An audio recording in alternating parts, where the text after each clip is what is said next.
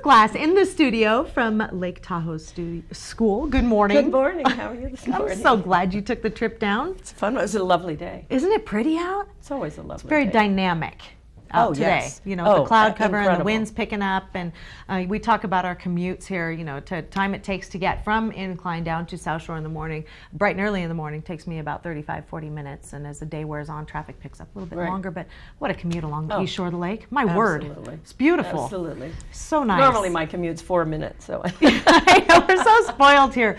Trip to Rayleigh's again, 3.5 minutes. I could walk. Oh I could drive. You have at Lake Tahoe School fantastic opportunities for kids. First of all, let's talk a little bit about what Lake Tahoe School is all about, who can attend, and what ages, what grades you have there. We start pre-K 3, so 3-year-olds, and we go through 8th grade. We have 15 to 18 in a class. Good One size. section, perfect. Good perfect. size. Yeah. Everyone knows each other well. There's one section of each grade level.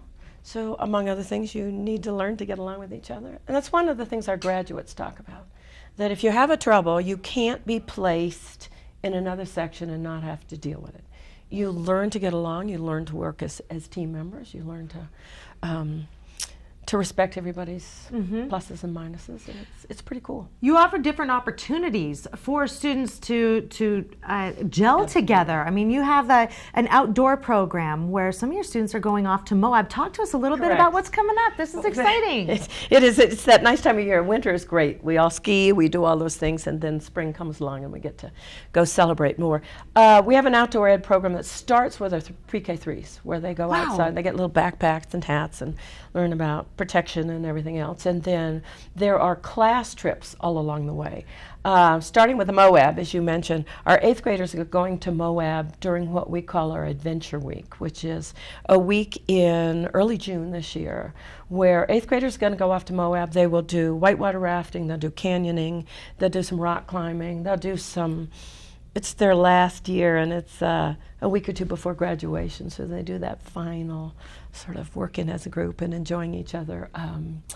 And then the 6th and 7th graders will be gone at the same time.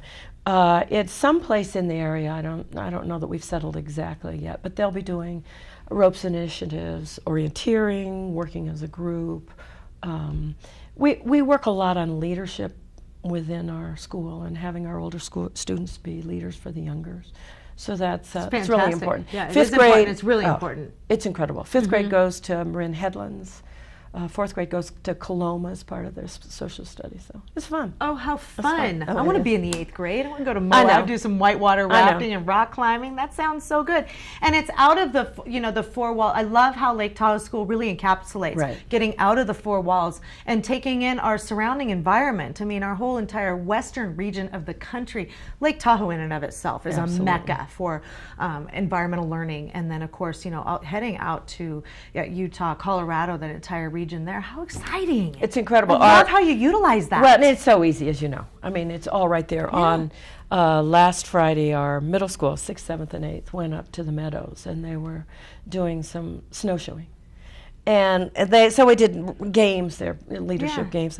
But they're we have a digital photography class in our middle school, and some of the kids took photos of, they were in the woods, and they heard all these chickadees. And so they just held out their hands like this, and birds would come and, oh my God. And then they got a little bird food in it to them. And then in the digital photography class, priceless. Oh, one of them, there's a wonderful shot of a 7th grade boy with a chickadee here, and then they blew up the bird, so that in the photo there's this giant bird sitting. It was just fun, and his look is just amazement. But what a great study, encapsulating so many different things. You're bringing in the science of the environment, and the digital photography is very cool.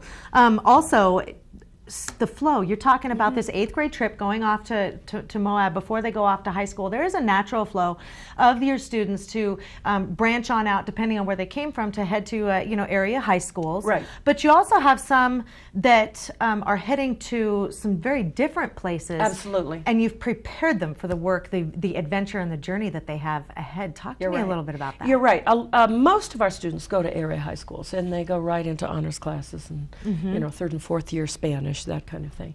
And then there are always a small group of students who are looking to, either their families are moving, say, back to the Bay Area. We have one young man who's going to York School in Carmel, which is just a fabulous school. And then there are others who go to boarding schools in the East. And I know for some families this is just anathema. You can't imagine doing that. But especially for some of our kids who are skiers, who ski, professionally, they will go. One young woman's probably going to Burke.